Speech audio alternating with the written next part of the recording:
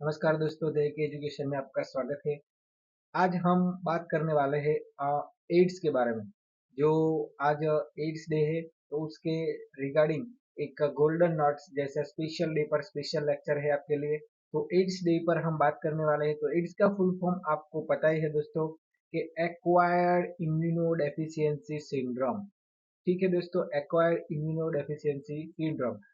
हमारी जो एग्जाम आ रही है, जो स्टाफ नर्स की, जो नर्सिंग ऑफिसर की एग्जाम आ रही है, उसमें एड्स के रिगार्डिंग क्वेश्चन हो सकते हैं।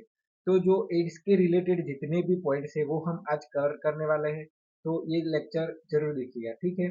तो अभी तक वीडियो को लाइक नहीं किया तो लाइक कर दीजिए। चलो शुरुआत करते हैं। तो एड्स, उसका फुल फॉर्म है एक्वायर्ड इम्यूनोडेफिशिएंसी सिंड्रोम। तो उसकी डेफिनेशन क्या है? तो AIDS is a chronic potentially life threatening condition cause by HIV. HIV का फुल फॉर्म पता है दोस्तों आपको? Human immunodeficiency viruses. तो एचआईवी जो weakens the immune system by attacking CD4 cells, जो टी सेल्स होते हैं उसको अटैक करता है एचआईवी वायरस, और कमजोर बना देता है एक इंसान को, और making a body vulnerable to infection and disease. और जो बॉडी को इन्फेक्शियस कर देता है और डिजीज फैला देता है हमारे इस शरीर में। तो उसको एड्स बोलते हैं, जो एक एचआईवी वायरस से होता है। तो व्हाट इज द एड्स? तो एड्स क्या है? तो एक क्रॉनिक कंडीशन है जो एचआईवी वायरस से फैलती है और वीकेंस द इम्यून सिस्टम को कमजोर करता है बाय अटैकिंग CD4 सेल। जो CD4 सेल होता है उसको उस पर अटैक करके इम्यून सिस्टम को कमजोर बना देता है। तो first identified in the early 1980 में ये पहली बार देखा गया था। फर्स्ट कहां पर देखा गया था? First case is reported in the USA, America में ये पहला केस देखा गया था एड्स। ठीक है, एड्स का। तो आगे बात करते हैं दोस्तों। तो आज जो 2024 में 1 दिसंबर में जो है, उसकी थीम क्या है वर्ल्ड एड्स डे पर? तो ये पूछा जा सकता है। तो उसकी थीम है टेक द राइट पथ, माय हेल्थ माय राइट। तो ये थीम है 2024 की, द टेक राइट पथ, माय हेल्थ माय राइट। ठीक है, वर्ल्ड एड्स डे। तो आप सभी को हमारी जो चैनल है उसमें ये पोस्ट आपको मिल जाएगी। आप अभी स्टेटस लगा दीजिए और सभी लोगों को अवेयर कीजिए एड्स के बारे में। ठीक है, आगे कंटिन्यू करते हैं। कॉज और ट्रांसमिशन क्या है? तो एड्स का कॉज देख लेते हैं। तो कॉज है एचआईवी इन्फेक्शन, जो, और एचआईवी का फुल फॉर्म क्या है दोस्तों? तो ह्यूमन इम्यूनोडेफिशिएंसी वायरसेस। तो जो ह्यूमन इम्यूनोडेफिशिएंसी वायरस है उसकी वजह से ये होता है एड्स। और मोड ऑफ ट्रांसमिशन कहाँ से लगता है? ठीक है, तो अनप्रोटेक्टेड सेक्सुअल कॉन्टेक्ट। अब अनप्रोटेक्टेड सेक्सुअल कॉन्टेक्ट, इसका मतलब है दोस्तों कि जब कोई कॉन्डम का यूज नहीं करता है और उसको एड्स का डिजीज है तो वो अपने पार्टनर को भी डिजीज फैला सकता है। तो अनप्रोटेक्टेड सेक्सुअल कॉन्टेक्ट होता है। शेयरिंग निडल और सिरिंज, जब एक की यूज की गई निडल दूसरे पेशेंट पर लगती है तब उसको वहां से भी एड्स के जो एचआईवी का इन्फेक्शन है वो फैल सकता है। Mother to child during pregnancy, अगर मदर को है तो जब वो चाइल्ड में भी आ सकता है एड्स का इन्फेक्शन, एचआईवी का इन्फेक्शन ड्यूरिंग प्रेगनेंसी, प्रेगनेंसी के दौरान, चाइल्ड बर्थ के बाद, और ब्रेस्ट फीडिंग के वजह से भी एड्स फैल सकता है। कंटामिनेटेड फूड ब्लड ट्रांसफ्यूजन, यहाँ पर कंटामिनेटेड, अगर कोई पेशेंट का जो एच आई वाला है उसका ब्लड अगर किसी पेशेंट को जाए तो भी ब्लड ट्रांसमिशन से हो सकता है। अब खास बात दोस्तों, नॉन ट्रांसमिटेड बाय, यहाँ पर किसकी वजह से फैलता नहीं है एड्स, ये सभी हमको कम्युनिटी में फैलाना है। क्योंकि यहाँ पर किसकी हैंडशेक से, हाथ मिलाने से नहीं फैलता, हग करने से नहीं फैलता, गले मिलने से नहीं मिल, शेयरिंग अटेंसिल्स। तो यूटेंसिल्स का मतलब क्या है दोस्तों? बर्तन, बर्तन शेयर करने से भी ये फैलता नहीं है। मस्कीटो बाइट्स होती है उससे भी फैलता नहीं है। ठीक है, तो इतनी वजह से फैलता नहीं है कुछ शेयर करने से। सिर्फ फैलता है तो ब्लड, ये एक ब्लड बॉर्न डिसीज है। एचआईवी का, एड्स का डिजीज कैसा है? ब्लड बॉर्न डिसीज है, जो ब्लड से ज्यादातर फैलता है। आगे देखते हैं सिम्टम्स। अब सिम्टम्स क्या रहेंगे?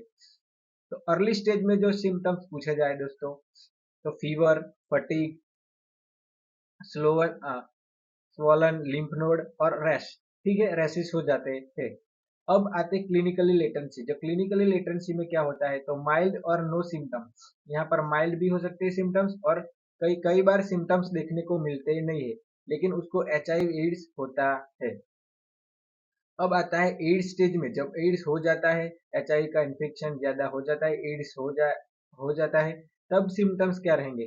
तो रैपिड वेट लॉस, जो वेट लॉस होगा, वजन कम जल्दी से घटने लगेगा।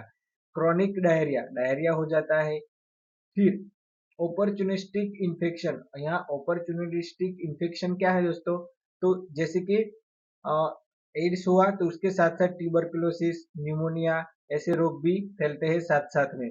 तो अपॉर्चुनिस्टिक इन्फेक्शन इसको बोला जाता है, और उसके साथ कैंसर भी हो सकता है।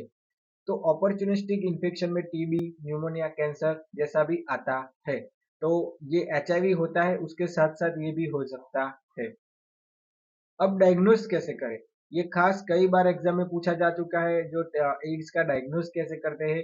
जो तो उसमें कॉमन टेस्ट आते हैं दोस्तों। तो कॉमन टेस्ट में क्या है?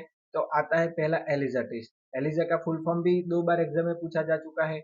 एंजाइम लिंक इम्यूनोसॉर्बेंट एसे, उसका फुल फॉर्म है एंजाइम लिंक इम्यूनोसॉर्बेंट एसे, ठीक है, एलिजा का फुल फॉर्म है। फिर आता है वेस्टर्न ब्लॉट टेस्ट। तो जो वेस्टर्न ब्लॉट टेस्ट है, वो एक कंफर्मेशन टेस्ट है। वो कंफर्मेशन टेस्ट पूछा जाए तो वेस्टर्न ब्लॉट ये आएगा, ठीक है दोस्तों। फिर आता है रैपिड डायग्नोस्टिक टेस्ट। तो रैपिड डायग्नोस्टिक टेस्ट भी आता है। फिर आता है CD4 काउंट। ये CD4 काउंट करेगा। CD4 काउंट में क्या होता है? To measure immune system health, immune system कैसी चल रही है वो मेजर करता है। फिर आता है viral load test. Viral load का क्या मतलब है? तो HIV का अमाउंट ब्लड में कितना है, ये चेक करने के लिए वायरल लोड टेस्ट चेक किया जाता है। तो इतने टेस्ट से हमें पता चल सकता है कि HIV का इन्फेक्शन है कितना है, ठीक है दोस्तों। फिर आगे बढ़ते हैं। डायग्नोस के बाद हमें ट्रीटमेंट करनी है। अब ट्रीटमेंट, तो ट्रीटमेंट में आता है ART, एंटी रिट्रोवायरल थेरेपी। ये भी एक बार एग्जाम में पूछा जा चुका है। ART का फुल फॉर्म क्या है? तो एंटी रिट्रोवायरल थेरेपी, ठीक है। तो उसमें क्या करते हैं? सस्पेंशन वायरस को रेप्लिकेशन करते हैं। जो वायरस होता है उसको सस्पेंस किया जाता है, उसको कंट्रोल किया जाता है। और उसके अलावा improve immune function, immune system जो होती है हमारी रोग प्रतिकारक शक्ति, उसको बढ़ावा देने के लिए मेडिकेशन दी जाती है। और उसके साथ मैनेजमेंट ऑफ अपॉर्चुनिस्टिक इन्फेक्शन, जो अपॉर्चुनिस्टिक इन्फेक्शन होते हैं उसको मैनेज किया जाता है, जैसे कि कैंसर, TB, न्यूमोनिया, उसको मैनेज किया जाता है। अब ट्रीटमेंट से पहले प्रिवेंशन। अब हमें टीबी एड्स जो होता है उसको फैलाना ही नहीं है, उसको स्प्रेड ही नहीं होने देना है, तो उसको प्रिवेंशन करना पड़ेगा। तो हम प्रिवेंशन कैसे करेंगे? तो प्रिवेंशन करने के लिए पहले प्राइमरी प्रिवेंशन आता है। प्राइमरी प्रिवेंशन में क्या आता है? तो यूज कॉन्डम। हमें सभी कम्युनिटी में बताना पड़ेगा कि यूज कॉन्डम। जब आप कॉन्डम का यूज कीजिए, उसकी वजह से जो एड्स HIV का इन्फेक्शन है वो फैलता नहीं है। उसके बाद आता है सेफ ब्लड ट्रांसफ्यूशन। जो ब्लड होता है उसका रिपोर्ट कीजिए पहले, सारे रिपोर्ट के बाद ही उसका ब्लड ट्रांसफ्यूशन होता है। तो हर डॉक्टर को ये चेक करना होता है। और ज्यादातर अभी तो जो रेड क्रॉस सोसाइटी और जो ब्लड होता है, ब्लड डोनेशन कैंप, उसके बाद सारे ब्लड का चेक किया जाता है, उसके बाद ही ब्लड ट्रांसफ्यूजन के लिए ब्लड भेजा जाता है। Needle exchange program. यहाँ पर नीडल, एक ही नीडल बार बार यूज ना करके हर बार नई नीडल को यूज करना चाहिए। हर इंजेक्शन देते वक्त हर बार नई नीडल यूज करनी चाहिए। तो ये से प्रोग्राम को बढ़ावा देना चाहिए। फिर आता है प्री एक्सप्लोजर प्रोफाइलैक्सिस। प्री एक्सप्लोजर प्रोफाइलैक्सिस का यूज करना चाहिए, जिसमें मेडिकेशन और हाई रिस्क इंडिविजुअल को प्रिवेंट HIV। यहाँ पर HIV का पहले से ही कम करने के लिए मेडिकेशन लेनी चाहिए, ठीक है।